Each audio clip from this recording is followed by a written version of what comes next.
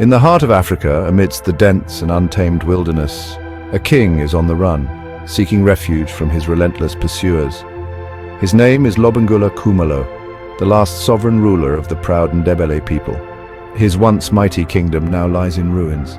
His brave warriors are scattered and his people are fleeing for their lives, seeking safety from the chaos. The cause of his downfall?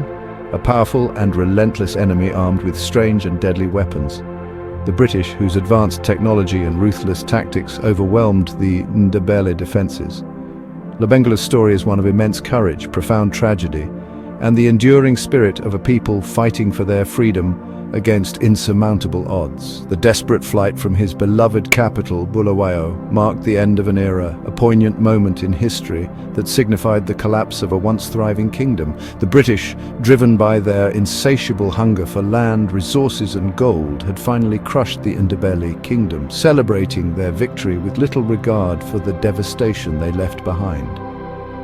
This story is a reminder of the human cost of colonialism, the violent clash of cultures, and the enduring legacy of resistance against all odds.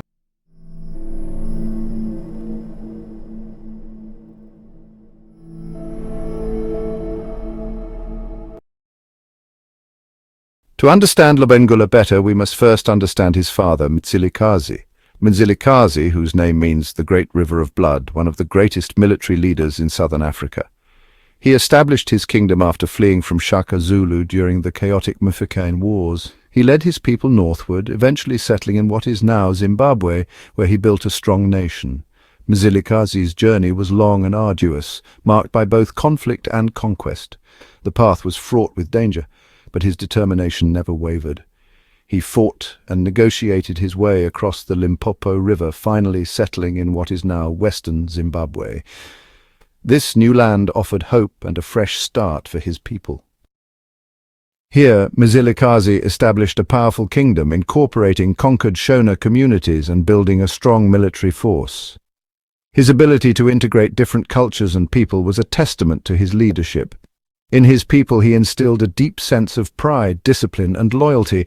These values became the cornerstone of the Ndebele identity, uniting them under a common cause. Mzilikazi's reign was characterized by both expansion and consolidation, laying the foundation for the kingdom that his son Lobengula would inherit.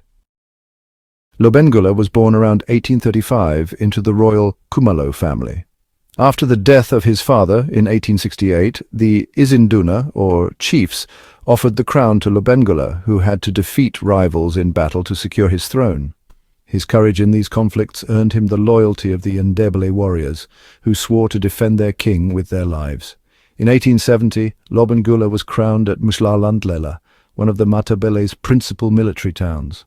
Over 10,000 warriors in full war regalia attended the ceremony, demonstrating the strength and discipline that had made the Matabele a dominant force in the region. Lobengula was determined to maintain the independence and integrity of his kingdom in the face of growing European interest in Africa. Lobengula's reign began peacefully enough. He focused on consolidating his power, maintaining order within his kingdom, and fostering trade with neighboring tribes. However, the winds of change were blowing across Africa. By the late 19th century, European powers, driven by their insatiable appetite for resources and territory, were encroaching further inland. Rumors of these white strangers with their powerful weapons and their promises of wealth and technology reached Lobengula's court.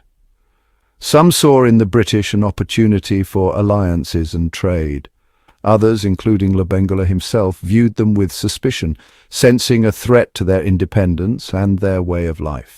In 1888, Lobengula famously compared himself to a fly and the British Empire to a chameleon. He said, "Did you ever see a chameleon catch a fly? The chameleon gets behind the fly, remains motionless for some time, then he advances very slowly and gently.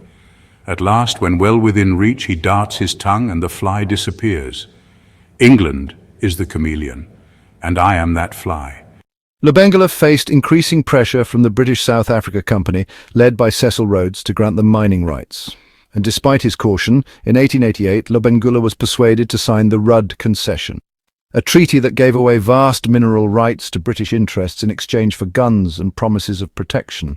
But Lobengula soon realized that he had been tricked.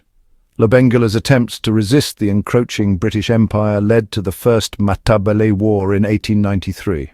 The British forces, armed with modern weapons, overwhelmed the Ndebele warriors at the Battle of Shangani.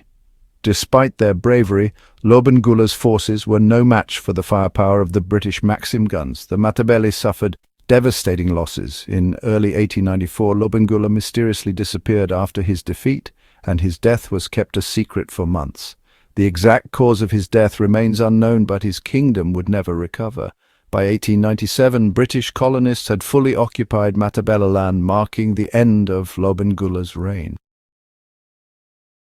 Though his kingdom fell, the legacy of Lobengula endures. His struggle against colonial forces is a symbol of the resistance that many African leaders faced during the scramble for Africa. Lobengula's caution, wisdom, and ultimate betrayal offer a poignant reminder of the tragic consequences of European imperialism. Today, Lobengula is remembered as the last king of the Matabele, a leader who fought to protect his people and land from foreign control. His story, like many others from Africa's colonial past, is one of strength, resilience, and the unyielding spirit of a proud people. Stay curious, stay informed, stay tuned to era shapers,